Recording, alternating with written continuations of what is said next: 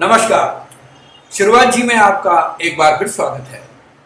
आइए आज आपको दोबारा बताते हैं बाला साहब ठाकरे के जीवन के दूसरे भाग के बारे में। बाला साहब ठाकरे ने पाकिस्तान और मुस्लिम समुदाय को अक्सर निशाने पर बनाया और मुस्लिम समुदाय को उन्होंने कैंसर तक कह डाला। हिंदू आतंकवाद की भी वकालत की। उन्होंने कहा था कि इस्लामी आतंकवाद बढ़ रहा है और हिंदू आतंकवाद ही इसका जवाब देने का एकमात्र तरीका है। हमें भारत और हिंदुओं को बचाने के लिए आत्मघाती बम दस्ते की जरूरत है। पद नहीं, प्रभाव था। भारत की विविध छवियों के साथ सिंहासन पर बैठने वाले ठाकरे वर्षों तक महाराष्ट्र की राजनीति पर छाए रहे। उनके पास कोई पद या ओहदा नहीं था, लेकिन उनके प्रभाव का यह आलम था कि मातोश्री ने राजनीतिक नेताओं से लेकर फिल्मी सितारों, खिलाड़ियों और उद्योग जगत की दिग्गज हस्तियां उनके यहाँ अगवानी पर आती थी। मताधिकार पर रोक।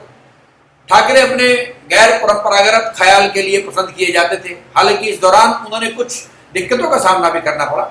11 दिसंबर 1990 से 10 दिसंबर 2005 के बीच उनके मताधिकार पर रोक लगा दी गई, क्योंकि उन्होंने लोगों के सांप्रदायिक आधार पर वोट डालने की अपील की थी। इसके बाद उच्च न्यायालय के आदेश पर और चुनाव आयोग की अधिसूचना के आधार पर उन पर यह रोक लगाई गई। बिहारियों को बताया बोझ।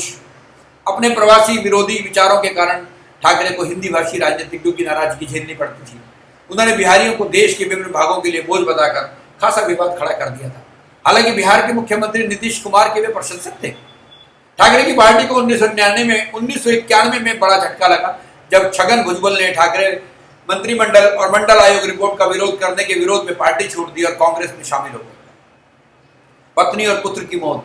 ठाकरे को उस समय व्यक्तिगत आघात लगा जब उसकी पत्नी मीना की 1995 में मौत हो गई और अगले ही वर्ष ठाकरे के सबसे बड़े पुत्र बिंदु माधव की भी सड़क दुर्घटना में मौत हो गई।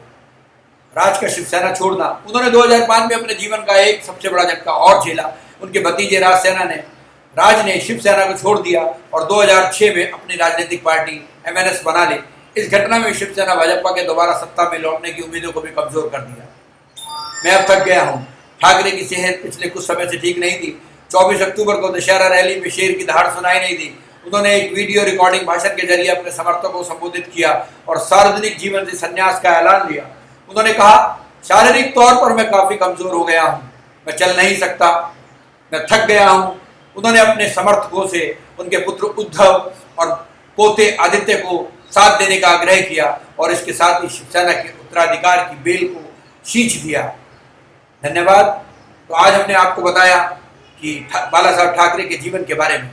ऐसे ही आप हमारे चैनल पर आते रहिएगा और शुरुआत जी को देखते रहिएगा। आपको नई नई जानकारी हमेशा हम देते रहेंगे। धन्यवाद, शुक्रिया।